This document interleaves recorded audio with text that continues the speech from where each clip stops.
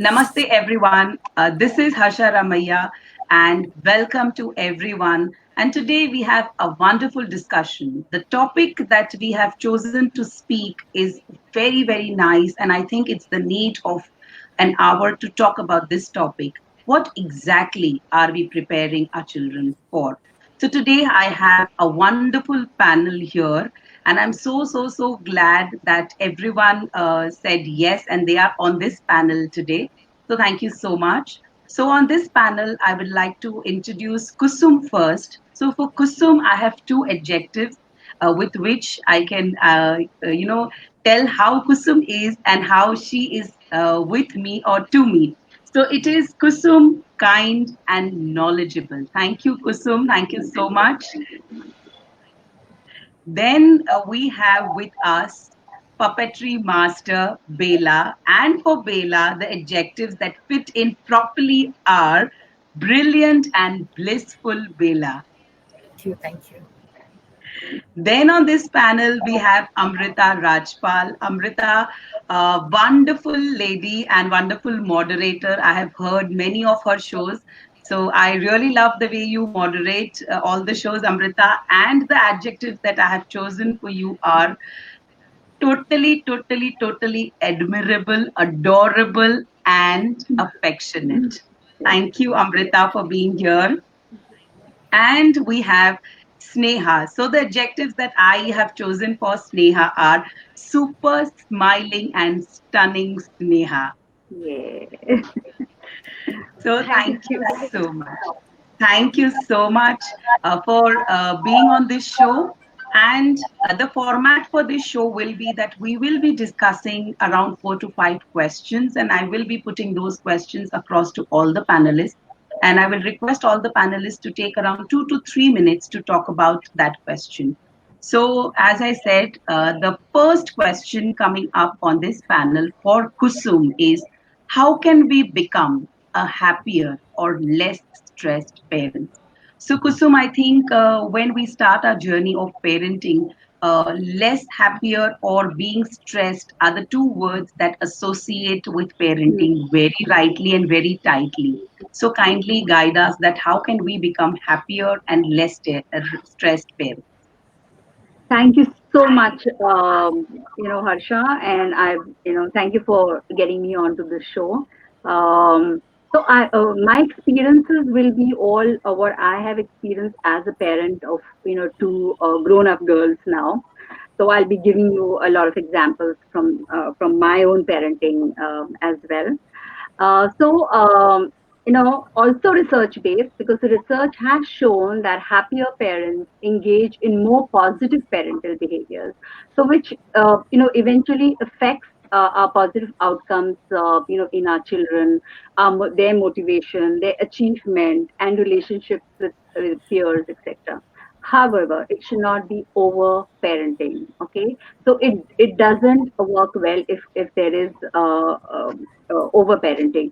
Now, the key to healthy parenting is, first of all, relax, bring back joy to parenting. Parents' job is to love unconditionally, so guide and gently correct our children. So relax, stop hovering, and have a bit of faith in the process. The kids will be just fine. Children are going to make mistakes. Shielding the child from failure, shields them from valuable life lessons, robs them of determination and fortitude, and also failure. So actually, being a child is the safest. I feel now that we are so grown up to fall and learn and to be independent. So when children fail early, they learn stuff earlier too.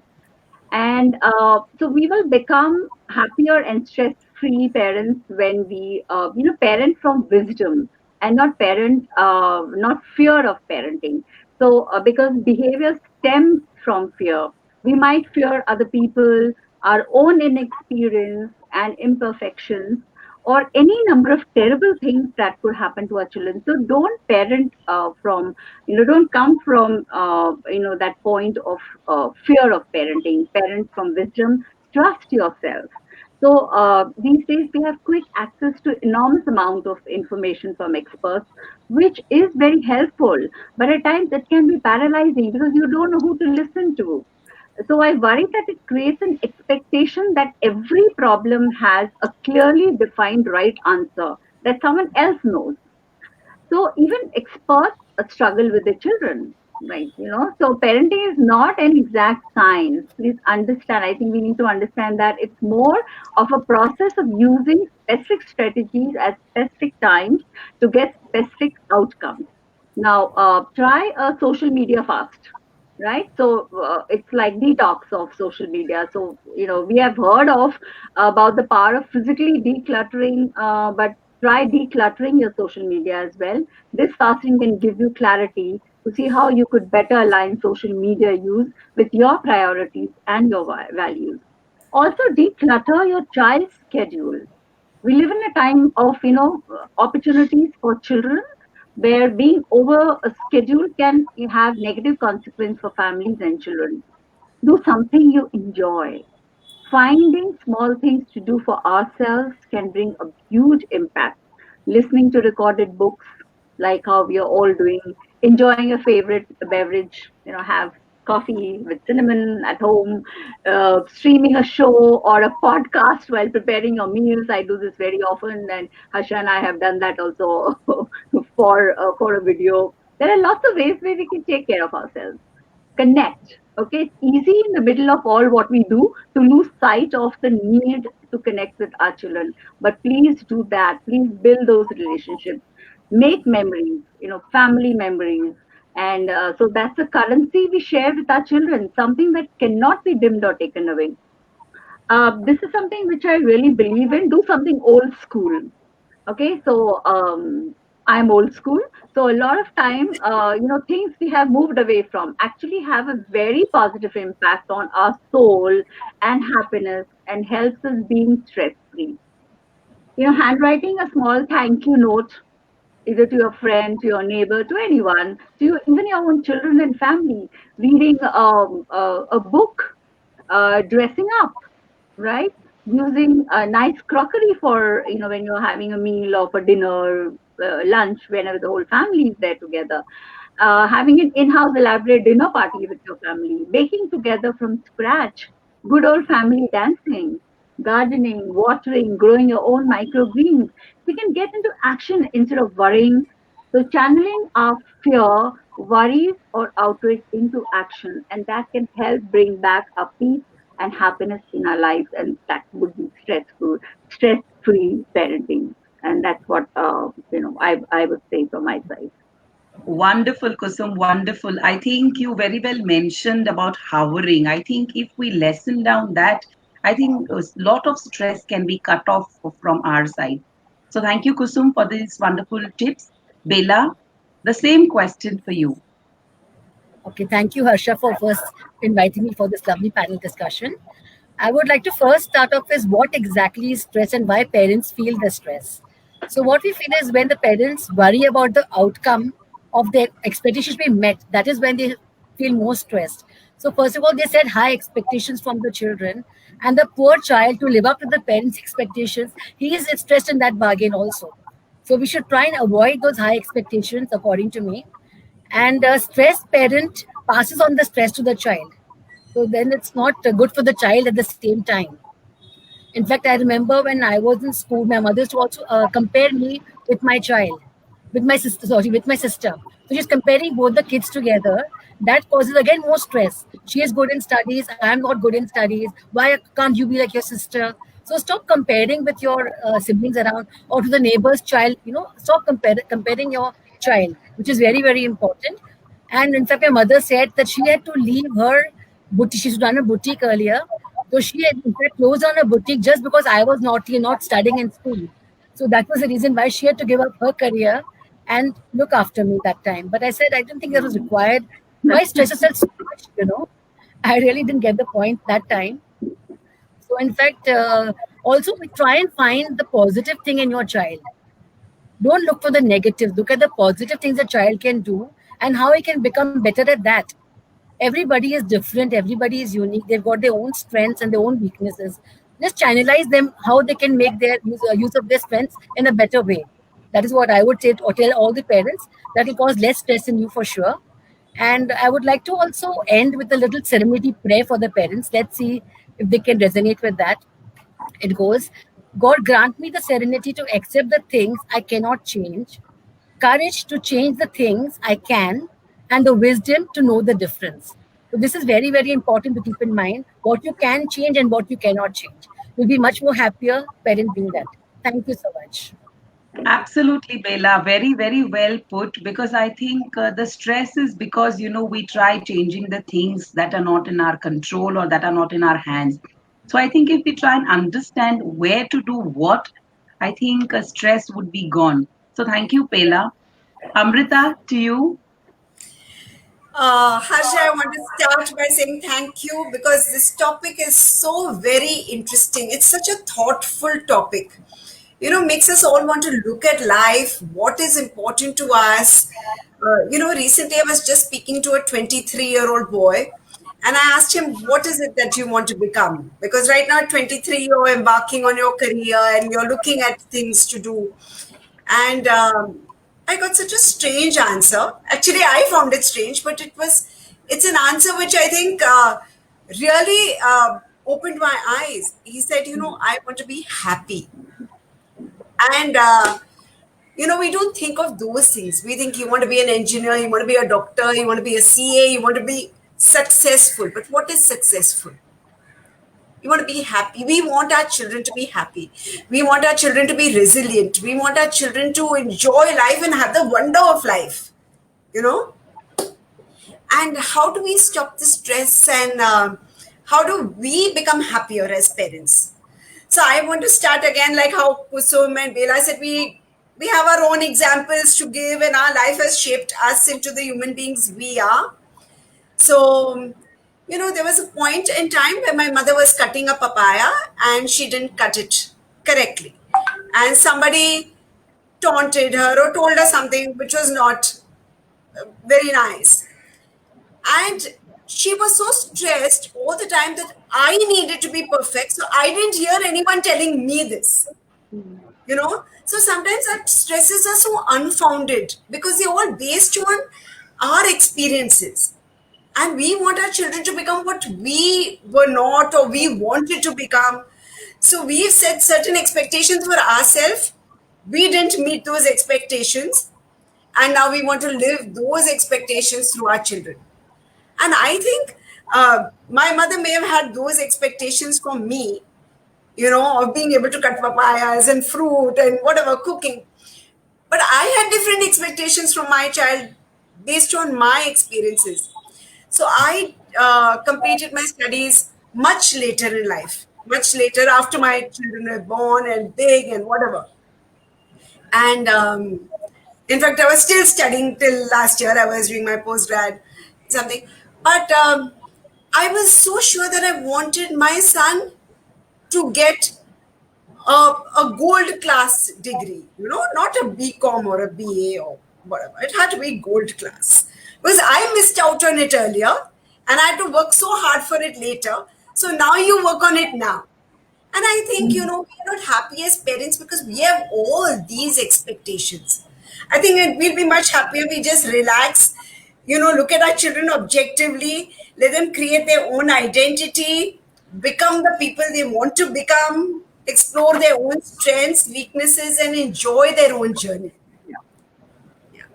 Absolutely. Amrita, I think that acceptance is the word in parenting that should be at the topmost, when we are dealing or expecting anything out of children. So if as parents we try and understand the words acceptance, I think parenting will be very smooth, very happy, and less stressed. So Sneha, before I come to you with this question, I would ask you to talk about Online Parenting Summit, and then you can go for the question, Sneha. Okay. Thank you so much, Harsha, for calling me here on this wonderful platform. Thank you all the mothers, parents who are watching us. And I'm so glad to be with Amrita, Kusum, and Bela. I think we're a wonderful team. To talk about the Online Parenting Summit, the idea of Online Parenting Summit is to redefine parenthood. We started our online parenting summit with Swati ma'am's talk, and she rightly said that we have a manual for everything. We have a manual for how to operate a washing machine. We have a manual if we really want to start something new. There is a standard operating procedure, but we don't have anything for parents. And especially if the parents are nuclear, they stay in a nuclear family and a setup, they don't have anybody to guide them on what is right for them or what is right for children, because they don't have the expertise and knowledge to understand the different developmental milestones. And considering the situation right now, most of the parents are doubling up as educators. So we can imagine the kind of stress they are going through. They're working from home, they're managing all the work at home, and plus doubling up as educators. The online parenting summit is mainly to give parents tools, protocols, easy tips, tricks, hacks, techniques to work around with children. So the module starts with understanding the personality of the child, then understanding what kind of a parent they are. It moves towards giving children the superpower of helping them to read, write, spell correctly, have fun with math, give them the power of focus, concentration, patience, which every parent wants out of child. Then how to handle children without getting stressed, without getting overwhelmed, without investing much of time. So we have tips, tricks for that. Preparing children for extraordinary situations, how to handle difficult situations like temper tantrums or children when they're growing up, thumb sucking, bedwetting, how to handle such situations. And it moves towards celebrating the journey of parenthood. What is our role in the life of a child? We talk about all kinds of parenting style, and this is one platform where the best of industry experts are coming and giving valuable advice, which otherwise would not have been possible. As parents, what we end up doing is talk to other fellow parents, watch a webinar or two, read about some article or a blog on Google, and we're confused with different opinions. This platform has all the talks from the experts, which are pre-recorded, so that you can view it at your convenient time, at your pace, and at your comfort level. So you want to go back on the talk, you can actually replay, listen to the speaker again, make notes, and implement and execute the simple steps and procedures. So parents, this is one-stop platform, and if you're interested to be part of the summit, there is a link which is given in the comment section. You can definitely go and enroll on the link, and all the details are there on the website as well. Then the website address is www.onlineparentingsummit.com. So Harsha, we move towards the question of perfect, Sneha. Thank you so much. Is part of the module. I completely resonate with Bela when she said we first need to analyze the reason of stress. A lot of times we ourselves are clueless about what causes us stress. So understanding that whether our expectations are not being met, or it is something that we have set for ourselves but we are not able to meet, or somebody else's action is stressing us out, is what we need to find the cause for and then move towards solution.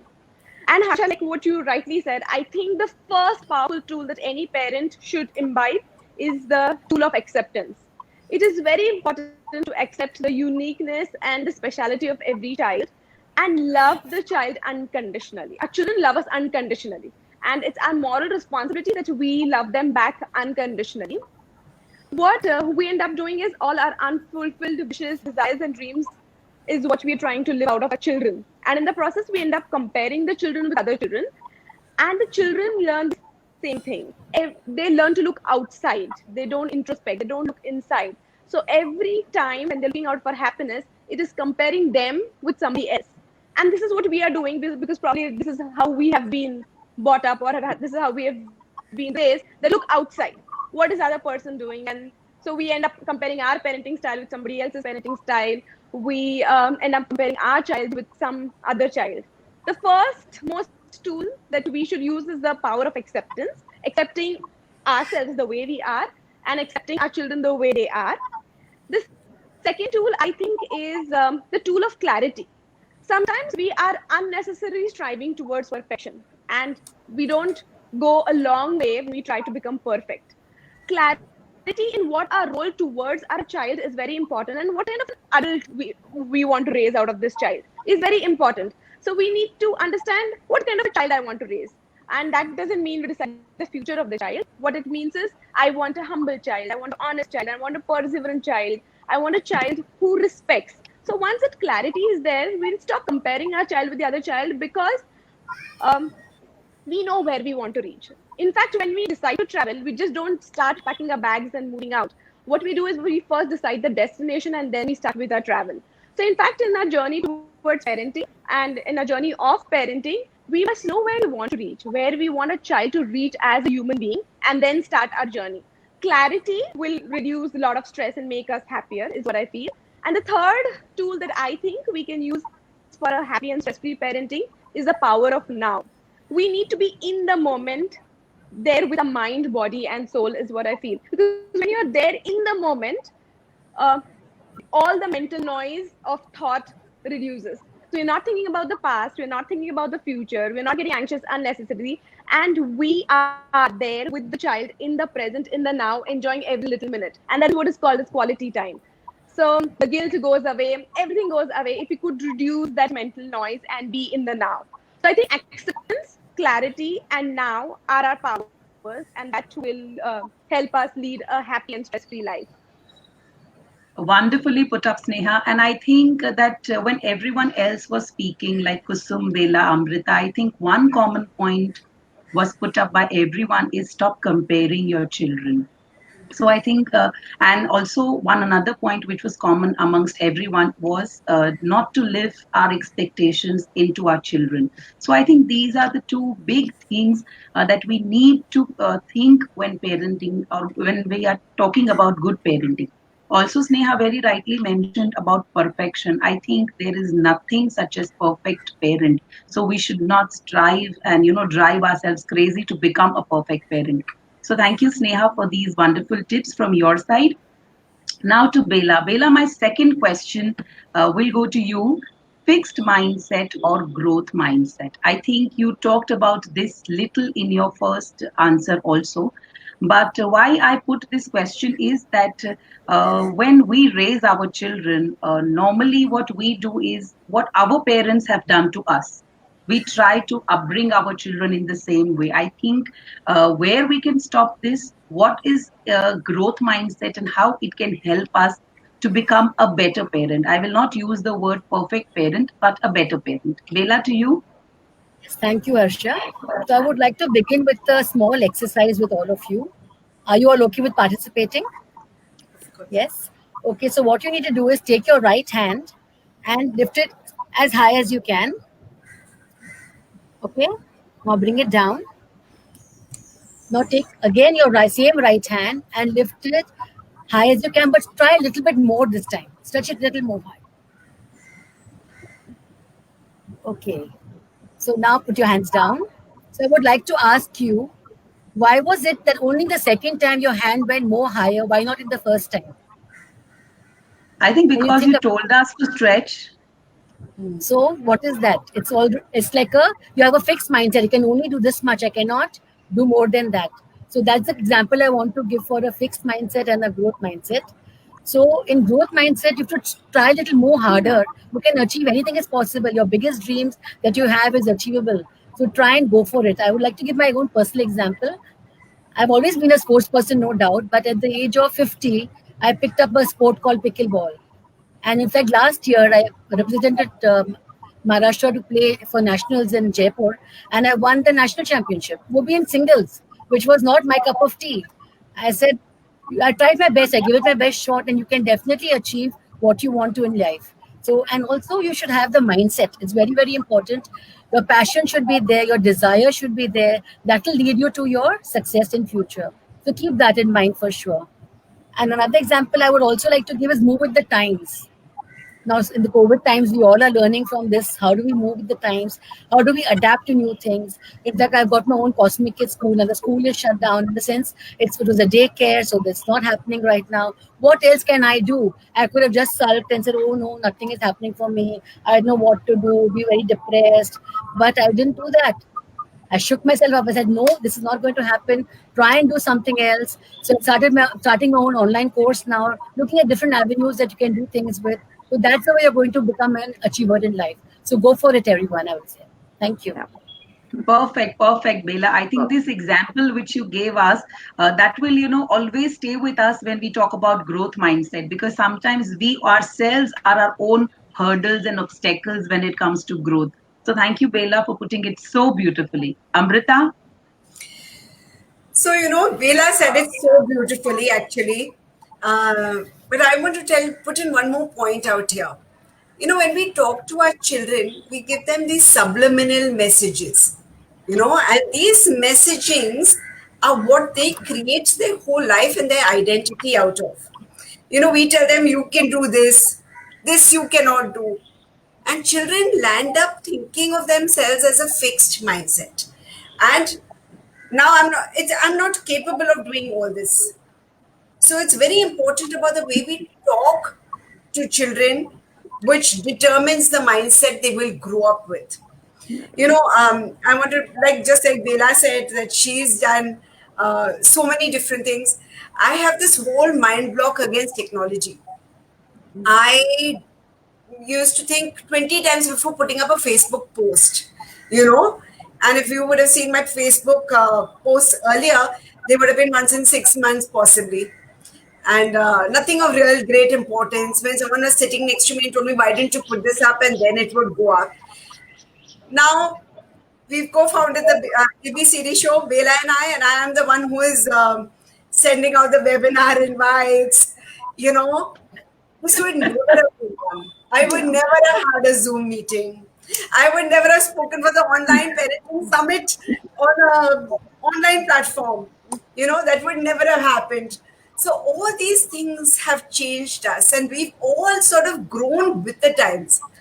And I've also started a training. The concept is a training in a box, whereby teachers get trained, and it's an online module. Oh yeah, and it's fully video recorded. I would never have thought of doing this, but I think this is the need of the hour. People cannot be sitting in big forums, so it's very important to have this online module. So that is also something which is coming out possibly next week. So I guess we've all evolved because of the growth mindset, and now that we know better as parents, I think it's very important to tell your children you can do anything and you can be anything you want to be. Perfect, perfect. Very rightly said, Amrita. And I will also second this, what you said, that we should learn to push ourselves. And if we learn to do so, only then we can, give a message to our children that they can push themselves to the limits. And there are no limits when it comes to being ambitious or, changing, switching from one module to the other. So very rightly said, Sneha. I will come back to you with this question. Uh, So I resonate with what Amrita has to say. I look at fixed mindset as a lock, okay, a rusted lock, and growth mindset is the key to that lock. So growth mindset opens a whole new world to you, because with growth mindset, you look at challenges as opportunities. You look at every failure as one step closer towards the success. You believe that you have that innate infinite potential within you and within your child, which is left to be manifested, and you can actually manifest that. With growth mindset, you take feedback very well, and you believe that you can try new things and celebrate other people's successes also. So from my personal example, I think, so I'll give you two examples about, I put my child into swimming class. I have a daughter who's 7-year-old, Arna. I didn't know how to swim, okay? So here I was at 34 years of age, didn't know how to swim, and Arna at 6 learning to swim, and I saw her swimming so brilliantly. For 33 years of my life, I thought that I would never swim, and I would never take the courage to swim, and I'm going to die not swimming. I'm going to be on all the vacations looking at other people swimming and taking care of their towels and their other items, and be on the side. And looking at Arna enjoying swimming, I realized children are born with a growth mindset. They're not afraid of trying new things. They take the opportunity and explore. And she taught me that 33, 34, this is the time to learn to swim. And I actually learned swimming with her. So I realized that there's so much to learn from children because they're born with a growth mindset. And when it comes to a professional growth mindset, um, obviously when the lockdown started, there was a point where I thought, okay, everything is going to be off now. Like, what are we going to do? Because young children take time to adjust to online way of learning. Obviously, children did adjust to online way of learning, but the beauty is that we came up with the summit, online parenting summit, where I got all of you, the experts, to come and address parents, because this is the time to spread goodness. Parents are actually a little free compared to what they were earlier. They can actually take that time out. They are getting time with their children, and they can implement what all these experts have to give to children. So, in fact, a growth mindset says that nothing can stop you. In fact, a time like this also is an opportunity to grow and spread goodness and make this world a better place. So, definitely growth mindset. And I think we don't need to teach children, children learn it. They eventually Absolutely. are taught to come out of it. Very right example put up, Sneha. I think I will definitely relate to what you said and the words that children are born with growth mindset, but it is our fixed mindset that does not allow that growth to happen. So I think that when we are talking about what exactly are we preparing our children for, I think this question goes to us first. So if we have a correct mindset, I think we will be definitely preparing the children for the best. So thank you, Sneha, for putting this swimming example, because I think everyone who's listening out will definitely relate not to this example, but any other example which they had a fear and they would have stopped their children or themselves from doing something. So wonderfully said. Thank you so much. Kusum, to you. Yeah. So I'll start with the main difference between the two mindsets is the belief in the permanence of intelligence and ability. So one views it as a very permanent, that this can't change, like the example with the hand, right? With little or no room for change in either direction. While the other view is that it's more changeable with opportunities for improvement. So helping them to learn and achieve more than students with a fixed mindset. Now, this difference in mindset may lead to marked differences in behavior, because that's what leads to our behavior, and that's what comes into, comes forth, to us. So, if someone believes intelligence and abilities are final attributes, they are not likely to put in much effort to change their inborn intelligence and abilities, which Sneha was able to do, right? So, on the other hand, those who believe they can change these traits, these attributes, these characteristics, may be much more willing to put in that extra time and effort to achieve more, to aspire more, right? To achieve more aspiring goals, like how Bela did as well. So, with a growth mindset, individuals may achieve more than others because they are worrying less about seeming clever, or they don't want to seem brilliant, gifted, or talented, but they're putting in more of their energy, their vitality into learning. So it's easy to see examples of a growth mindset in students. So those with a growth mindset are able to see challenges as a natural part of learning processes, because we are all born, children are born with that growth mindset. So they work harder and are smarter. So students with growth mindset may display behaviors like asking the teacher to demonstrate a new way to do, a certain challenge or a certain math problem, say. So volunteering answers in classes, even when they're unsure of it, so they will volunteer for that. So, and not shy away from it. Asking a question, even if it might seem basic or stupid, right? So seeking out problems that will push them instead of problems that keep them safely within their comfort zone. So someone who is able to gear up to take these challenges. Now, I'll give an example, which I think all of us can also relate to: running late and missing the bus, because we have done that. As we were children, we had to go to catch our bus, which would come inside the colony, and this was in Port Blair, that's Andaman, Andaman and Nicobar. So we've got these little islands there. So if we missed the bus, we had to go run up the hill to catch the bus. So it was a real task. So we may have been here before, like I said. My alarm doesn't go off, and I oversleep. So you may jump out of the bed and race into your clothes, skipping parts of your morning ritual before racing outside to catch the bus. So as I run down the street, I see the bus is pulling away, and I know that I'm going to be late today because I have to, then probably walk it up, climb up that hill, and go. So for someone with a fixed mindset, this scenario might just ruin their whole day. They may feel angry with themselves or look for someone or something else to blame. It's not my fault. My mom didn't shake me. My alarm didn't go, and a whole lot of things that happen. So on the other hand, so think about it. Someone with a growth mindset is more likely to think about the root cause of the mess that they are in and consider how to avoid it the next time. So they may conclude that they need to go to bed earlier or set the alarm a little bit louder.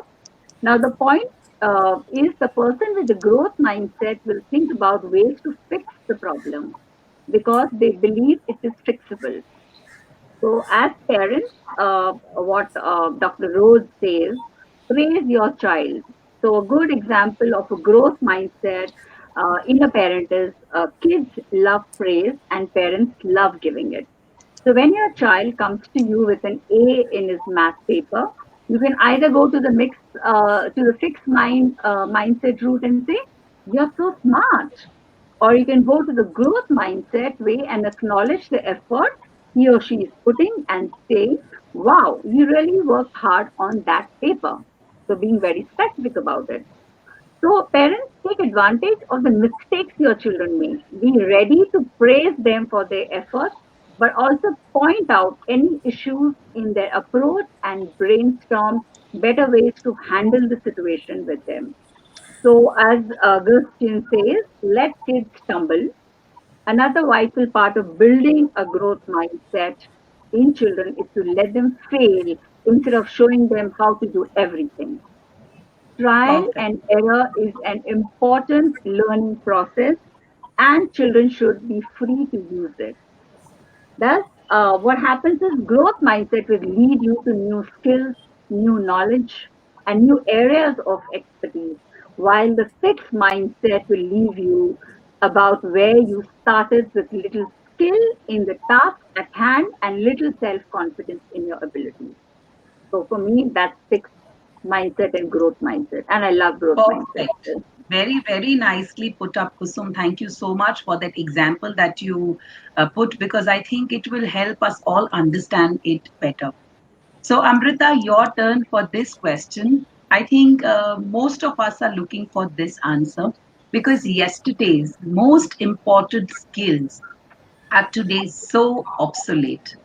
So I think yesterday we learned so many things and we felt that, okay, these things will help us in our career. But today we feel that those things are not only outdated, but they don't even exist anymore. So I think when we talk about preparing our children, what do you think are the skills that will help them to be where they are in the future and will be with them?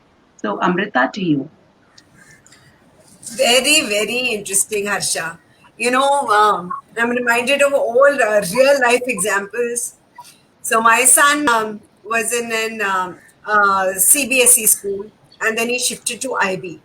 And when he shifted from CBSE to IB, the whole difference in the board overwhelmed him, because here all he was doing was memorizing, and there it was a project based approach which told him that now you discover for yourself. But he didn't know what the meaning of discover for yourself was, because it was always that top down instruction model. Teacher will say something, now you have to do what the teacher says. How am I supposed to know what I'm supposed to do? I think that was something which really changed, because now that instruction model is obsolete. This memorization, all those things, those spellings, all those things are not required anymore.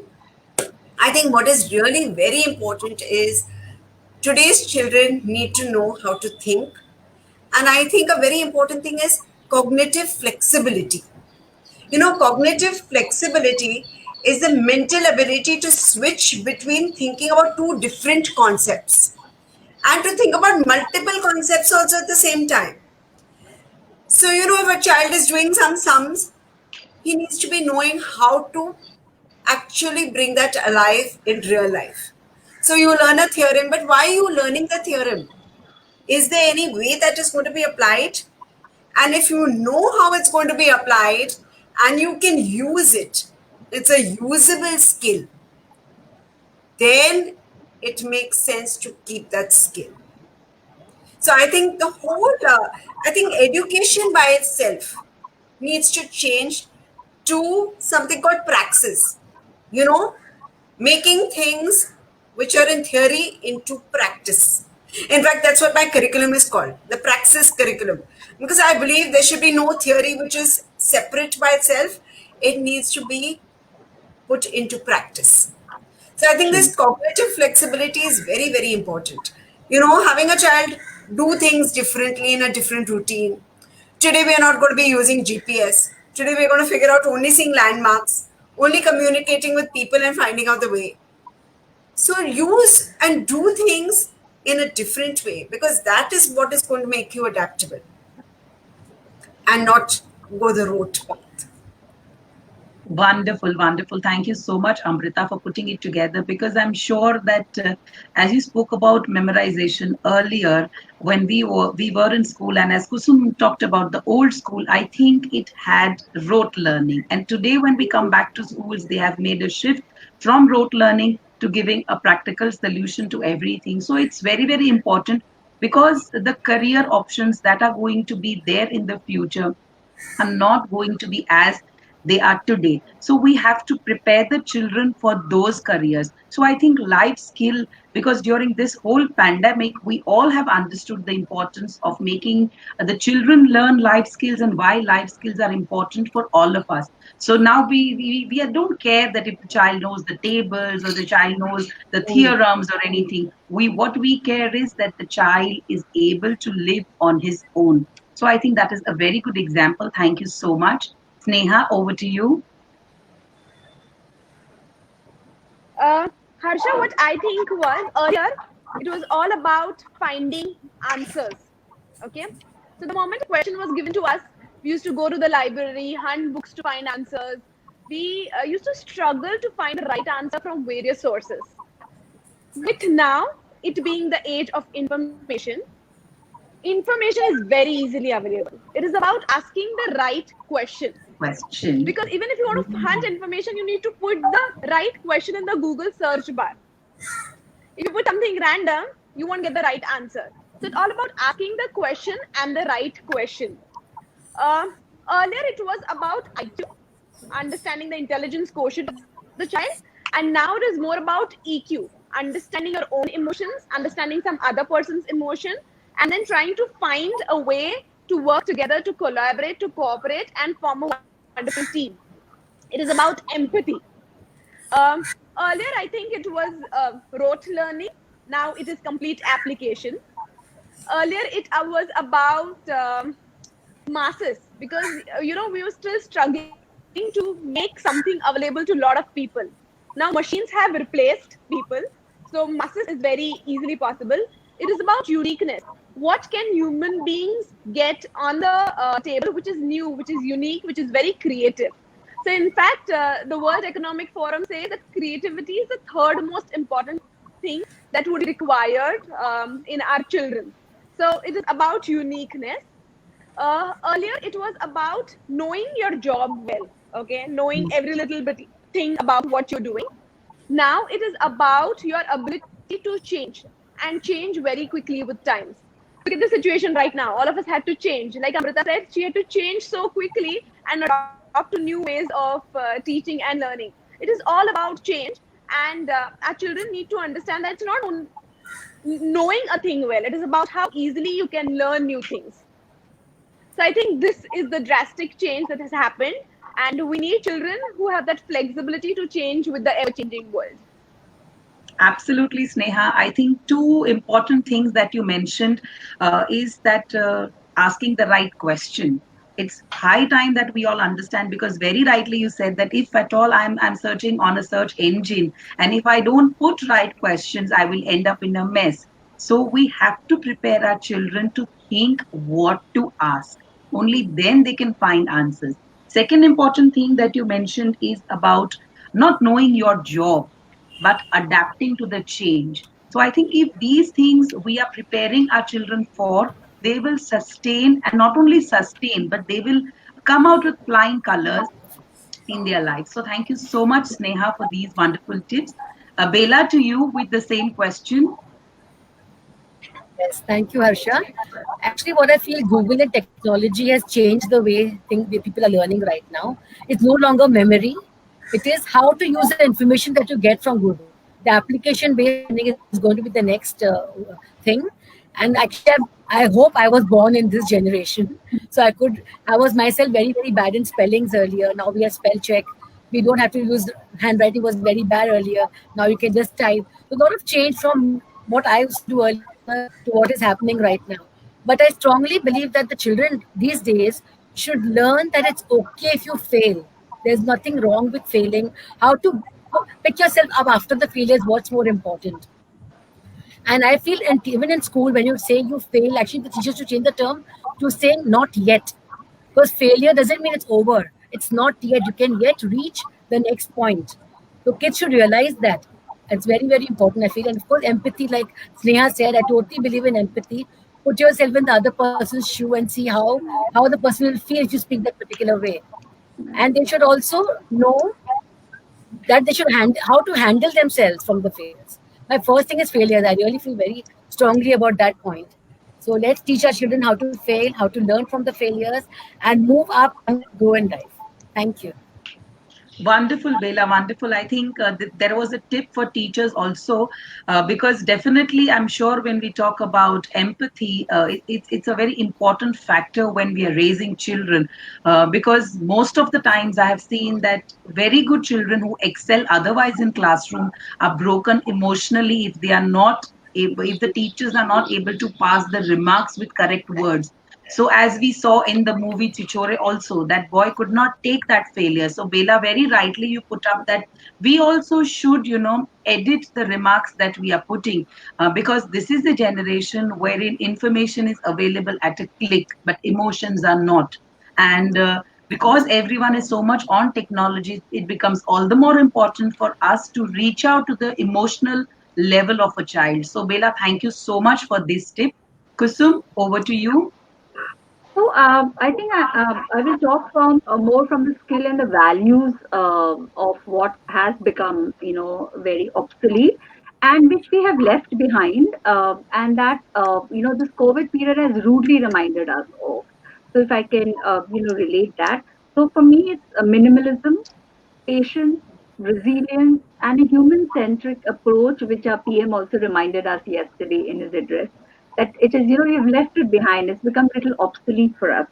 So I always go back to remember the days when, as children, we would wait for our turn to be treated to at toy stores by our parents, or eagerly await that book or dress that we had expressed a wish to have as ours. So that waiting period used to be so much excitement and joy. We wouldn't really know if that toy or dress would make itself to us on the next year when it would come, right? Depending on our parents' mood or perhaps our behavior or the occasion. Well, so cut now to the present, and children as young as 3 browsing through apps and to place orders for their favorite toys. That waiting period is gone. Children know the exact time their parcel is going to get delivered. It need not be earned. So it is more of a sense of entitlement. So there are cupboards filled with clothes and toys, some not used ever, but nevertheless it's stuffed in, right? So children learn a lot from us. Children now only know instant gratification, since these are the times of instant gratification. Now patience is dwindling and our options keep increasing. So before minimalism, patience, or resilience are fully taken care over, so let us adopt it more and more as a way of life. And I have begun to see a major impact on my life too by following some basic tenets. For the uninitiated, minimalism at its core is placing focus on things we value more than just we want, and removing everything that keeps us away from it. So any pursuit is entirely driven from a keen intent rather than a passing whim. So I have to have that intent, not just a whim. So that is something that we need to bring in our children. So while most of us may relate to it in terms of perhaps decluttering our wardrobe, the idea is to be aware of the intent behind every action and then act accordingly. Now the key is to live simply, not boringly. So this is a time when we must introduce to our children the minimalistic way of living, one day at a time. It is guaranteed to not only bring the family closer, but also very important stepping stone to live more contently. Now, so we were allowed to experience consequences, right? We were coached through challenges, as Neha rightly said, that we did experience consequences. We coached through challenges that helped us learn from the experience, that has helped us focus on what we can do now, what we can control now, and it empowers us. Like how Amrita spoke about the cognitive flexibility, it has come to us because we were coached about it. So, because failure, difficulty, obstacles are what create and hone the skills and abilities we need to be successful as adults. Now, I wish to relate a story of an 89-year-old grandfather's wish for his grandchildren.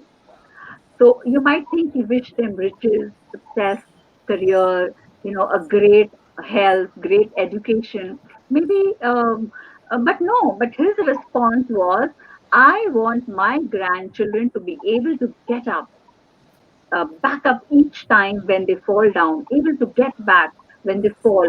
Isn't that what we all grew up as children? So the strength of character, the skills of resilience, warm toughness, a fortitude. Sadly, many of these have become obsolete now. So, what will help us prepare our children in this respect is the intrinsic quality that every child is born with. Okay, so every child is different. So, take every child's unique capabilities, their patience, their endurance, their compassion, their perseverance, their focus, their confidence, their courage. So, our children learn through observation, of the environment at home. So, with us, with our relatives, with our friends, and larger social ecosystems. So we need to, get in something like that. Also, their own personal attributes, developing personal attributes of children.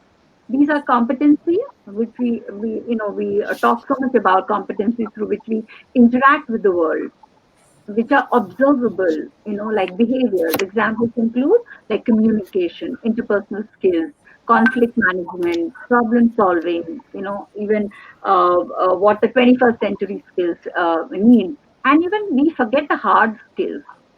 Most often than not, we forget it. That's the hard skills are the problem is that we have it.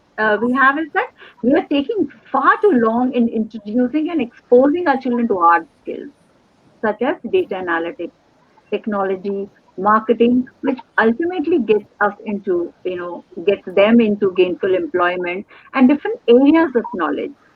So rather than wait until they're 16 or 17, which is the point at which most adolescents start making career choices, we should start the process by nurturing these passions sooner. So holistic development of children will mean, developing these three, that's your intrinsic qualities, your personal traits and hard skills simultaneously and from a very young age. So that is very important and something, we can't make this obsolete now. Thank you, Harsha. Wonderful, wonderful. Very, very nicely put up, Kusum. I think the interesting qualities that the children have inborn with them, I think if we are able to identify and then take them further, I think it will be the best thing that we can give our children. Thank you so much, Kusum, for these tips. I will come to Sneha for the last question of today. 21st century skills. How can we guide our kids to excel in them? Neha, over to you. Um, so I recently heard a TED talk by Dr. Laura Jonna. Okay, she said that two-thirds of the professions that our children will be engaged in have still not been invented. So we come to the question: what are we preparing our children for? True. We need to prepare them for certain skill sets which will help them to enter into the professions which have still not been invented. So the first thing I think we need to prepare our children is with the me skill or the self skill, which means they need to understand themselves better. They need to understand, they need to have self awareness, they need to have that impulse control, they need to resist certain things, and they need to be in control of their own thoughts, feelings, and actions. The next skill I think that we need to develop in our children is the we skill, which means the skill where they can lead a team, where they can get the team together, where they can work together, where they can read the other person's mind and collaborate and cooperate with each other. The third skill I think which we need to preserve and not develop is the skill of curiosity. Every child is born curious, but education system eventually kills the curiosity because we end up giving all the answers to them. So we need to preserve the curiosity in children, keep them inquisitive all the time, because all the inventions and discoveries are done because of curiosity and inquisitiveness. So we need to protect that. Another skill that we need to develop is the skill of perseverance. What I see children doing nowadays is they take up a thing, they get bored, tired, leave the thing, start with something else. They have brilliant ideas, but these ideas need to come to a conclusion, a completion. In fact, that happens with us also. When we start exercising with a bang. 1 month into exercise, it starts dwindling. So the skill that we need to develop in our children is the skill of perseverance, that grit, courage to take things to completion. Another skill that we need to develop is obviously physical strength and ability, and that intellectual restlessness in children. That restlessness that you feel till you don't get the answer to a certain thing. We need to develop that skill in children. Another skill obviously is the skill of resilience, which all of us have been speaking about. Is it is okay to fail. The most important thing is to bounce back after failing and look at failure as one step closer towards success. And the most important skill, according to me, which would be required for 21st century, is the what if skill, the world of possibilities, thinking out of the box, being creative is what we need to develop in them. These skills probably will help them to enter into professions which still have not been invented. Wonderful, Sneha. I think two tips that I will take is self skill and we skill. I think very easy to remember and keep with us, because I think if we are able to make our children masters in these two skills at least, I think they will have a better life and they can sustain whatever comes their way. So thank you, Sneha, for this lesson. Thank you so much. Bela, over to you. Yes, thank you, Harsha. According to me, I feel learning is very, very important, of course. So we need to learn to be critical thinking. Like, even I resonate so much with what Sneha said, a whole list of things that she's come up with. And we'll just add a little few to what she's been saying also. Also, creative thinking is very important because they should think out of the box. Some new innovative idea needs to come up for that. And of course, working in a team, like you said, you have to know how to know who is good at what skill and how to take your team forward together with you and to success. Then communication is very, very important because how you speak and how the person understands is going to be very different. So communication skill has to be one of the top things. But besides all these other skills, my first thing I would say is life skills is the most important to be done in this generation. Very, very important. And that will lead them even to accept failures and success. They go to success. Life skill is the best thing that they could learn. How to manage themselves in times of adversity and all that. How to come up, and again, my whole topic revolves how to make a child come up from his fears and his failures in life. More and the rest of it, I think she already covered more of the topics Sneha has already covered. So over to the next person now. Thank you. Thank you, Bela. Thank you so much. Amrita, over to you. Bela and Stan have said so many things. I'm searching for things, but things which are coming to mind right now is confidence. The confidence a child has in himself and in his surrounding. I think it's very important for him also to have the confidence in his parents, in his peers, and that he has a supportive system. When I'm saying, that Sushant Singh Rajput really shook everybody. True. You need to be able to communicate with your family. You need to be able to communicate with your friends. You need to be able to express your emotions. I mean, you can have the best job, but if you can't do this, and you can be earning pots of money, but you can't do this, cannot ask for help. I think that is a skill, to be able to ask, to communicate, to express, to be able to go out there and to have confidence that this is going to pass. And I'm confident in my own abilities. I can have ups and downs in life, but I need to, move on. Another very important thing I feel that people really need to get is keeping their word. you know Now I feel, I've seen it so many times where people say we will do this and it's not done, or I will come and you don't come. I think for children, this is something where you need to understand what integrity is. I mean what I say, and I will do it in the time I said I will do it, because I said it. And taking responsibility for yourself, your actions, your words, because they're yours.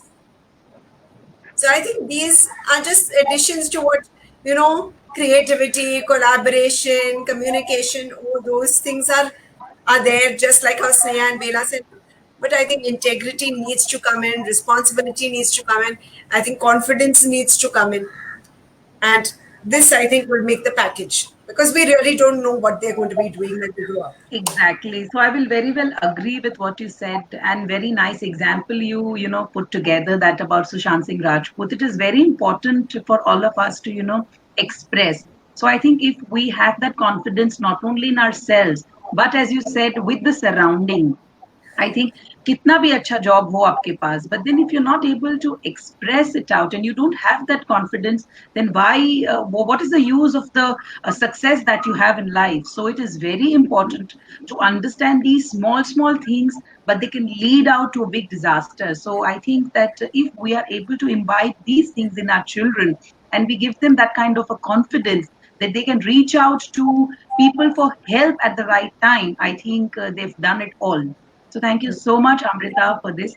Kusum, over to you.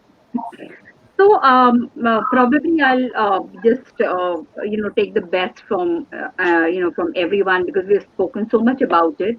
So 21st century skills and how we can guide our kids to excel in them. So it means teaching children best values, right?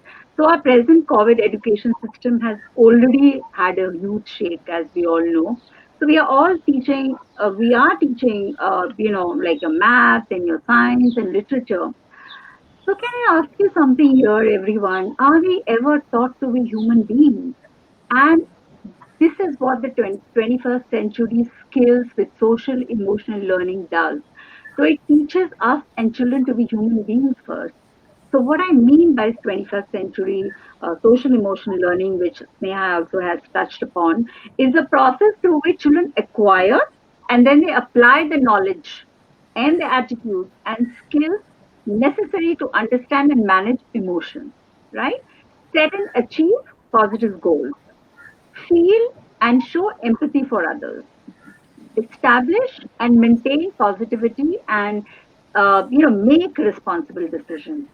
So the Inc. magazine and World Economic Forum has also printed that the new age skills for employers that they look for in our children in 2030 will be cognitive flexibility, that we've talked so much about, and I think today most of us are using that as well. Our negotiation skills, our service orientation, our judgment and decision making, emotional intelligence, coordinating with others, people management, then creativity, which is very, very crucial for us, critical thinking, complex problem solving. So now tell me, out of all these, which are related to social emotional learning and which to the academic nurturing that we do every day? So don't we need to consciously go back to shifting our mindset?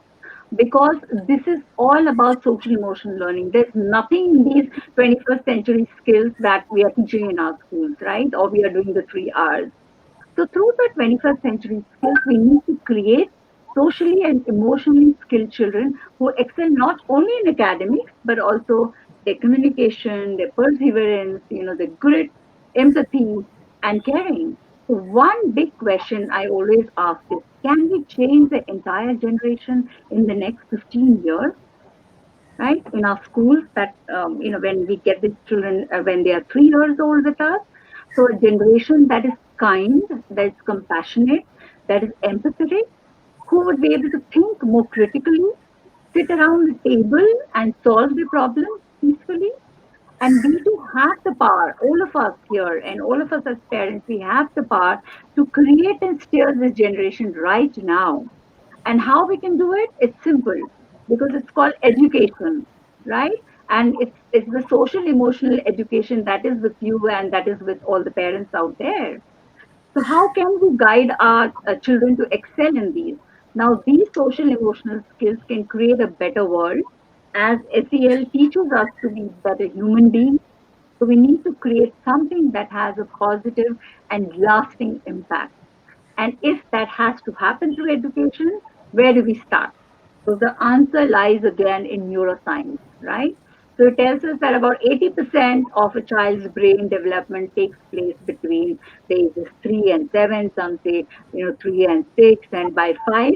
So this period is optimum cognitive modifiability of a child. That means that in this period, the child's personality, the character, the worldview, the value systems are all being formed. So neuroscience actually tells us that if we want a more enlightened human being, this is now and where we need to start. This is now we need to start. So like how Sneha also said, it is in the now, right? So you can never teach a child by standing in front of them and telling them, to be more empathetic. You must think critically. Does that work? No.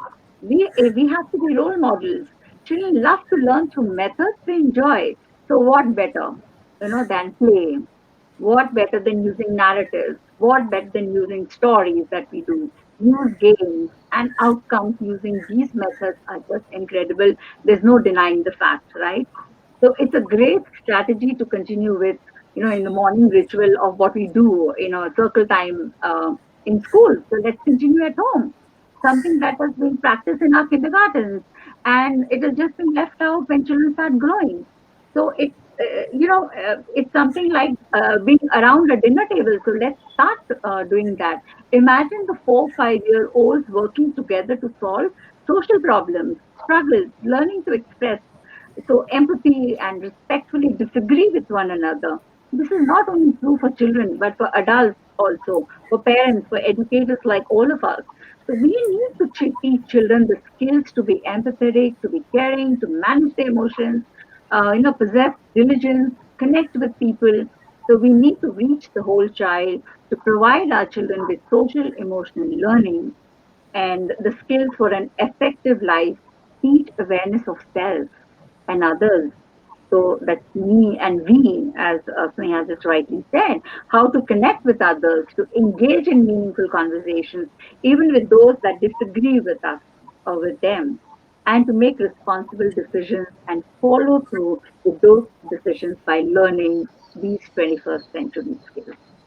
Thank you. Wonderful, wonderful, Kusum. Thank you so much. With these wonderful words of Kusum, we come to an end of today's discussion. Indeed, it was a wonderful discussion. Though there were 4 questions and each question was given to each panelist, I was worried whether there would be duplication in the answer, there would be repetitive answers, but I was very happy that there was nothing. In fact, everyone came out with different angle. So we have a lot of takeaways from today's panel discussion. And on behalf of Online Parenting Summit and Parent Station, I thank all the panelists, Bela, Kusum, Amrita, Sneha. Thank you so much for your valuable time and the valuable inputs that you gave us through this medium. Thank you so much. Thank you so much. Thank you.